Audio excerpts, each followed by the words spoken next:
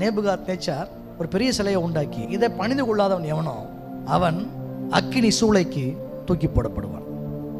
தேவனுடைய பிள்ளைகள் தைரியமாய் சொன்னார்கள், இதை குறித்து நாங்கள் கவலைப்பட வேண்டியதில்லை, உமக்கு உத்தரவு சொல்ல வேண்டியதில்லை, நாங்கள் அதை நமஸ்கரிக்க போவதில்லை, நாங்கள் ஆராதிக்கும் தேவன் எங்களை தப்புவிக்க வல்லவராய் இருக்கிறார் என்று அறிக்கை பண்ணினார். அப்ப நடந்தது என்ன? நேபுகாத்நேச்சாருடைய கோபம் அதிகமானவரை விளைவுதான் அந்த அக்கினியை 7 மடங்கா மாற்ற சொன்னார். கவனிக்க வேண்டும், மனிதனுடைய கோபம் எனும் அக்கினி.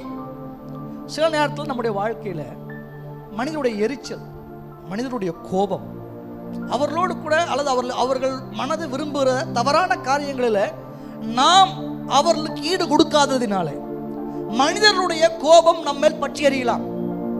ஒருவேளை இன்றைக்கு காலையில் அப்படி மனிதனுடைய கோபத்தை நீங்க ஃபேஸ் பண்ணியிருக்கலாம். சிலர்லாம் சொல்லுவாங்க, பகைச்சிக்காதப்பா, ஏப்பா சொல்ற செஞ்சுட்டு போப்பா அப்படின்னு சொல்லலாம். உங்களுக்கு தெய்வ பயம் இருப்பதுனால, தேவனுடைய சத்தம் உங்களுக்குள் தொனிப்பதுனால தைரியமா நீங்க நிப்பீங்க.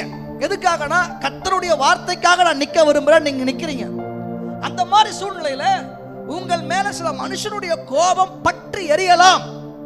ஆனால் ஆண்டவர் சொல்றாரு, அப்படியெல்லாம் ஒரு கோபம் பற்றி எரிகிற அக்கினியா இருப்பதனால நீ பயந்துராத, நீ அக்கினிக்குள்ள நடந்தாலும் நீ வேகாது இருப்பாய். அக்கினி ஜுவாலை உன் பேரில் பற்றாது. மனிதர்களுடைய எரிச்சல் கோபம் என்னும் அக்கினியை நீங்கள் கடந்து தாண்டி வருவீர்களே தவிர அதில் ஒரு நாளும் உங்கள் பயணம் தடைபட்டு போகாது. விசுவாசிக்கிறீங்களா? விசுவாசிக்கிறீங்களா? அதனால கர்த்தருடைய வார்த்தைக்காய் தைரியமா நில்லுங்க. நிற்கிற பாதையில் சிலருடைய கோபம் என்னை எரிச்சிருமோ, என்னை தடுத்துருமோ, என் காரியம் அதை அழிச்சிருமோ என்ற சில யோசனைகளுக்குள்ள இருக்கலாம். சிதைச்சிருவாங்க. இப்படி பயப்படலாம். நோ, என்னை காலை சொல்லணும், நான் அக்கினியில் நடக்கும் பொழுது வேகாது இருப்பேன். மனிதர்களுடைய கோபம் என்னும் அக்கினியை நான் கடந்து வருவேன்.